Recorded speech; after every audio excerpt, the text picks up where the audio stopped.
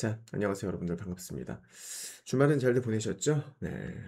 저도 이제 스케줄 다 마치고 지금 사무실에서 좀 늦었어요 시간이.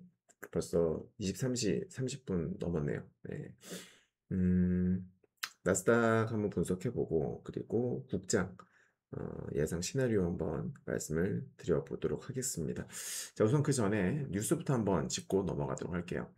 자, 제가 미증시 위험하다 라고 말씀드렸던 게 이제 목요일부터, 그죠? 목요일부터 제가 계속 말씀을 드렸던 부분이에요. 목요일, 금요일, 특히나 금요일에 지속적으로 언급을 했었었는데, 실제로 제가 말씀드리고 나서 나스닥 선물은 마이너스 최대 마이너스 1.5%인가요?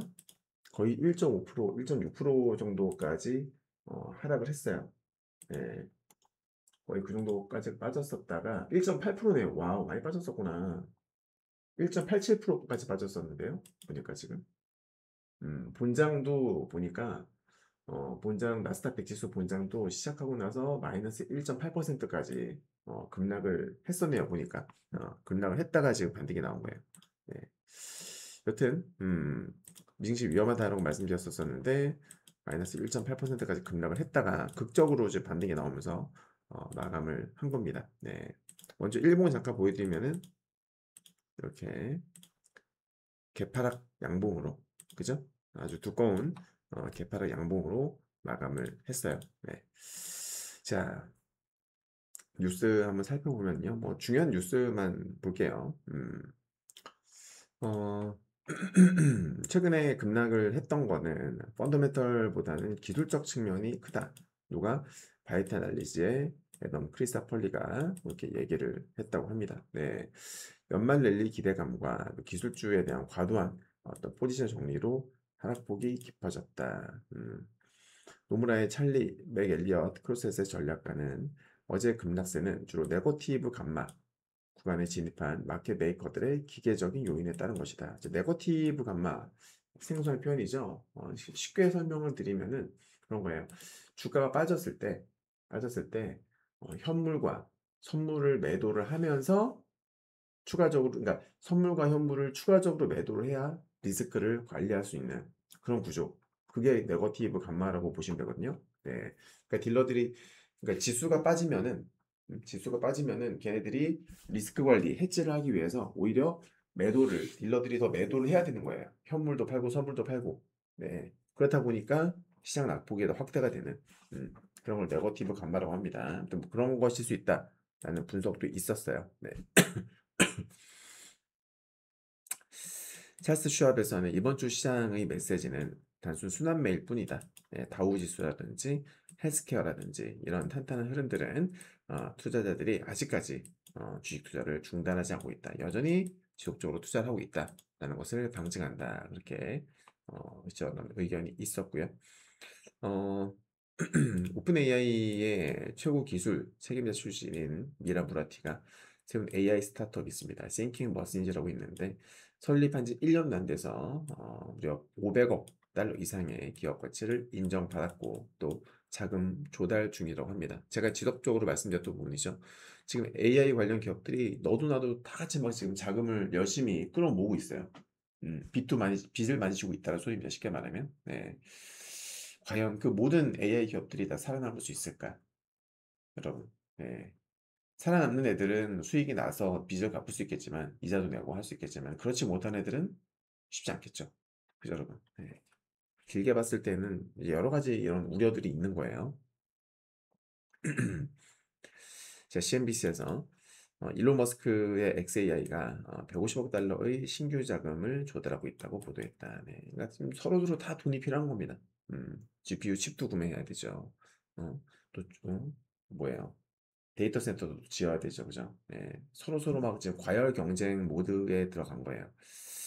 저는 이게 너무 걱정입니다. 오라클 데이터 센터 건설을 위해서 막대한 채권 발행으로 부채 비율이 무려 520%까지 치솟았다.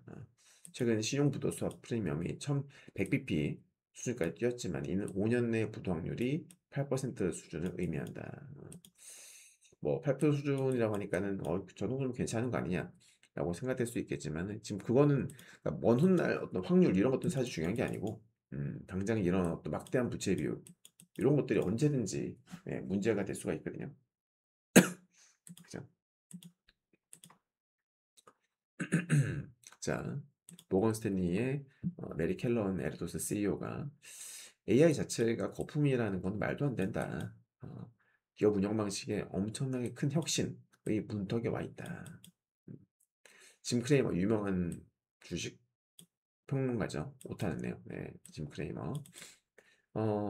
이런 얘기가 있죠.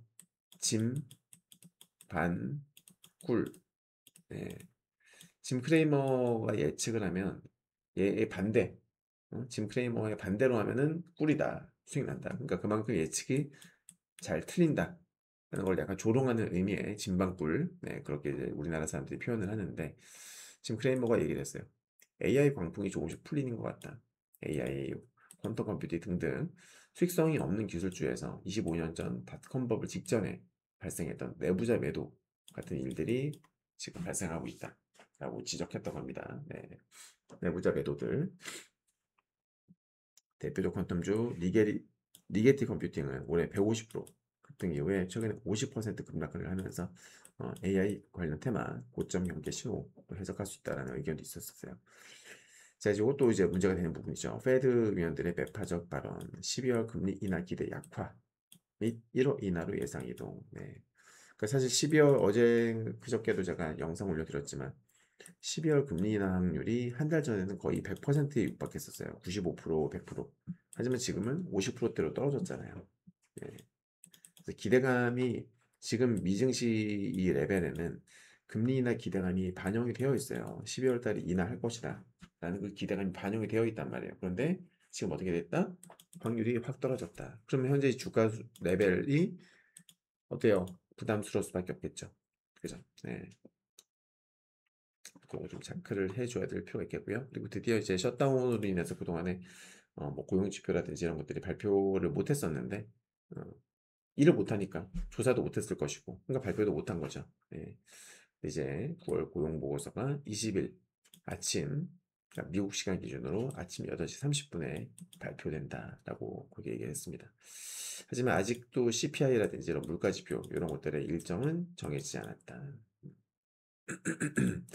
자, 르네상스 매크로의 닐 투타 이코노미스트는요, 12월 결정은 아슬아슬하겠지만, 매파 쪽으로 기울 가능성이 커 보인다라는 의견을 남겼습니다. 네. 어, 모건 스탠리 자산운용의 짐 캐런 포트폴리오 매니저가 올해 연말에 경기의 일시 둔화, 소프트 패치가 나타날 가능성이 있지만, 내년에는 빠른 회복세가 이어질 것이다. 2026년에는 트럼프 감세법과 AI 생산성 향상이 성장을 가속할 것이다 라고 주장했다고 해요. 자, 이것도 재미난 뉴스죠. 워렌 버핏의 버크셔 해서웨이가 알파벳을 드디어 매수했어요. 드디어. 네. 지난 3분기에 43억 달러의 알파벳 주식을 대거 매수한 것으로 나타났다. 반면에 애플은 매도를 해서 보유분의 15%를 줄였다고 합니다. 네. 그래서 구글 주가에는 아무래도 호재, 단기 호재로 작용을 할 수 있겠죠, 그죠? 네. 자, 다음 주에는 엔비디아 실적 발표가 있고요. 또 FOMC 회의록이 예정이 되어 있는데, 지난번에도 뭐 경험하셔서 아시겠습니다만은 FOMC 회의 결과 이후에 파월의 어떤 약간의 어떤 매파적 기조 그런 게 좀 있었었죠. 그래서 이번에 회의록에서 이번에 발표된 회의록에서 이 파월의 어떤 매파적인 그런 코멘트 또 파월뿐만이 아니라 지금 연준이 딱 의견이 대립되고 있잖아요. 그러다 보니까 이 매파적 이런 관련 내용들이 좀 많이 나올 수도 있지 않을까. 개인적으로는 그렇게 생각을 하고요. 개인적으로 그리고 파월 의장의 발언만 보더라도 매파적 목표가 많을 것 같다. 지금 투자자들이 그렇게 예측을 하고 있다고 합니다. 네. 자, 에버코어 설문조사 응답자의 45%, 트럼프의 관세법 그리고 관세 등을 고려할 때 내년 GDP 성장 위험이 상방 쪽이라고 답했다. 네. 뭐 특별한 건 없었어요. 아무튼 내년에 가장 중요한 거는 중간 결과가 아니겠는가. 그죠? 네. 트럼프의 트럼프가 얼마 전에 그 지방선거에서 민주당에게 참패를 했었기 때문에 상당히 지금 기분이 안 좋을 거란 말이죠. 그죠? 그래서 트럼프 입장에서는 우리 서민들이 당장 쉽게 체감할 수 있는 어떤 먹거리 물가, 그죠? 식료품, 그런 물가들을 좀 건드릴 수 있을 것 같고, 아무튼 걔 입장에서는 표심을 잡아야 되니까 이거 정말 중요한 거거든요. 표심을 잡아야 되기 때문에 증시가 계속 올라가는 것은 원하지 않을 수 있다라는 말씀을 드렸었어요, 제가. 뉴스는 요 정도로 이제 체크해 보고요.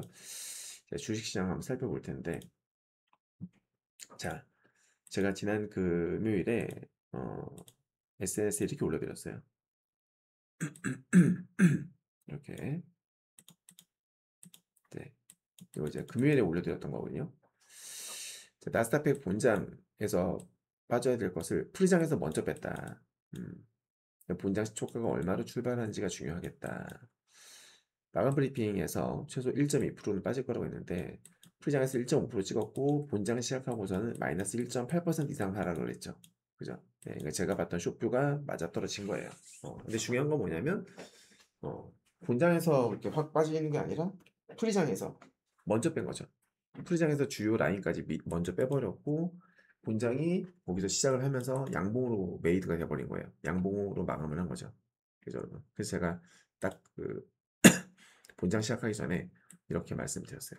어, 본장 시초가가 본장 60선이라든지 볼린저 밴드 하단 부분에서 시작을 하면은 장 초반 저점 매수세가 유입되면서 반등이 나올 수가 있다. 음, 이제 그 반등이 뭐 종가까지 유지가 될지 아니면 되밀리면서 음봉으로 될지는 나도 모른다. 모르겠지만은 아무튼 초반에 반등이 나올 수 있을 것 같다라고 말씀을 드렸는데 결국 양봉으로 마감을 했다.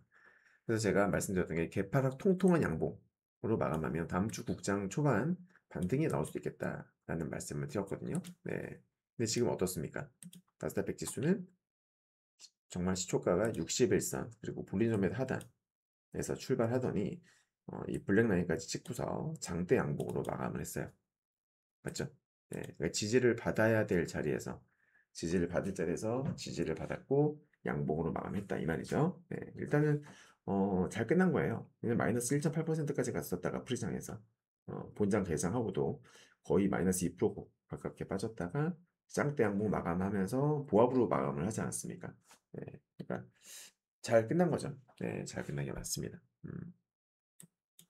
이렇게 되면 일단은 국장은 다음 주 월요일 날 초반에 갭 상승을 할 수도 있고 초반에 기술적 반등이 나올 수도 있습니다. 그죠? 네. 그래서 적어드리면은 네, 여기 적어놨어요. 이렇게. 미장 지지에 따른 기술적 반등 가능성. 하지만 제한적 반등 가능성이 없도. 왜냐하면 저는 미장 불확실성이 여전히 크다고 봐요. 비록 장대 양봉이 나왔지만은 여러분들, 그러니까 저희가 보는 관점이 뭐냐면 약간 지지를 받을 자리에서 지지를 받았지만 저항도 딱 받았어요. 자 보세요. 그러니까 얘는 지지선과 저항선 딱 그 사이에 위치한 거거든요. 지금. 그래서 보시면은 자 여기 차트를 보면서 설명을 드릴게요.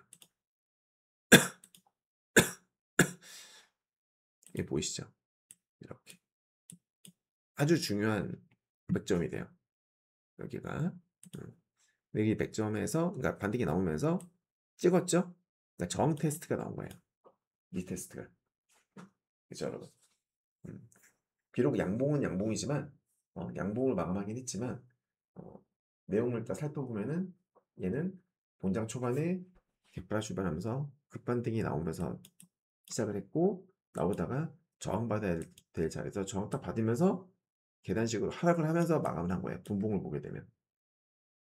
그래서 비록 양봉이지만 솔직히 저는 이 양봉이지만은 이렇게 좀 살짝 좀 애매하다. 저는 여전히 다시 하락할 수 있다. 고 보는 입장이에요. 네. 음, 그러니까 조심해야 된다. 조심해야 된다. 그러니까 처음에 지지를 받은 거는 볼리저 밴드도 있고 60일선도 있으니까 당연히 저점 매수가 유입이 됐겠지. 그죠? 네. 근데 그래서 반등이 나왔는데 정확하게 맥점까지 올라온 거예요. 만약에 월요일 날 어떻게 되면 월요일 날 얘가 이런 음봉이 나왔다. 음, 그죠? 이런 음봉이 나오게 되면 얘는 다시 추가 하락할 확률이 매우 매우 높아진다. 라고 저는 그렇게 보고 있습니다. 그래서 이번 주는 저는 설사 월요일 초반 내일 월요일 초반에 국장이 반등이 나온다고 하더라도 전 여전히 저는 관망뷰. 네. 어떻게 될지 100% 장담할 수가 없기 때문에 이번 주는 일단 관망하자. 우리 수익 많이 냈으니까 일단은 관망하자. 그런 전략으로 저는 우리 형님들께 말씀을 드립니다. 네. 자, 그래서 비트코인도 제가 계속 쇼뷰를 말씀을 드렸었는데 기억하시죠? 여기 보시면은 지난 토요일 날 이 한 번에 이 수많은 이 롱쇼타임 맥점들을 한 번에 그냥 다 이탈을 돌파해 버렸어요. 지금 인버트 차트 뒤집은 거를 보고 계시는데 이 수많은 맥점들 한 번에 다 깨버렸죠. 이 검정색 수평선들. 그죠? 네. 다 깼습니다. 다 깨고 이제 얘가 더 가느냐 아니면은 반등 나오면서 이 저항 테스트를 할 것이냐. 이제 그게 관건이 되겠는데 사실 딱 보더라도 지금 하락 추세가 너무 좋잖아요. 그죠? 하락 추세 너무 좋거든요. 지금 쇼 추세가 너무 강하고 좋다. 하지만 단기 과매도임에는 분명히 거기다가 주봉 지금 얘는 일봉인데 주봉을 보게 되면 주봉상 봤을 때 블랙 라인 그리고 여기 쇼타임 맥점 딱 있죠. 네, 그러니까 주봉상 여기를 돌파를 못한 거예요. 일단 돌파를 못했죠. 그래서 저는 쇼츠세가 좋은 건 맞지만 일단 단기적으로 많이 빠지기도 했고 또 주봉상 주요 맥점에서 이제 저항도 받았기 때문에 단기 관점에서의 기술적인 반등은 나올 수가 있다. 그럼 여기 얘가 돌파했었던 수많은 이 라인들, 그죠? 네, 여기에 대한 저항 테스트, 리테스트가 나올 가능성을 염두에 두어야 되지 않겠는가라고 저는 보고 있는 거예요. 이해되셨죠? 네. 자, 미증시,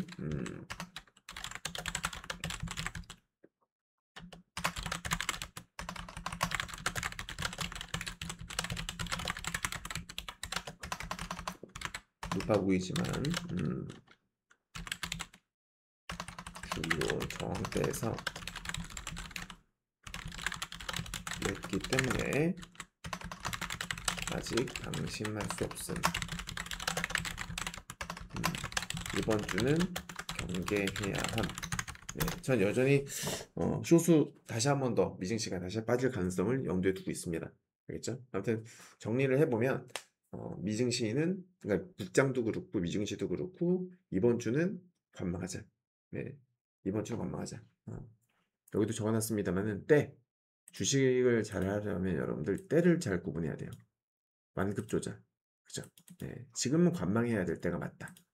제가 봤을 때는 그렇게 저는 생각하고 있습니다. 그래서 월요일 초반에 반등이 나오더라도 좋다고 막 매수를 하기보다는 기존 전략대로 관망을 하는 걸로 그렇게 말씀을 드려보도록 하겠습니다. 네. 자, 방송 여기서 마치도록 하겠습니다. 감사합니다.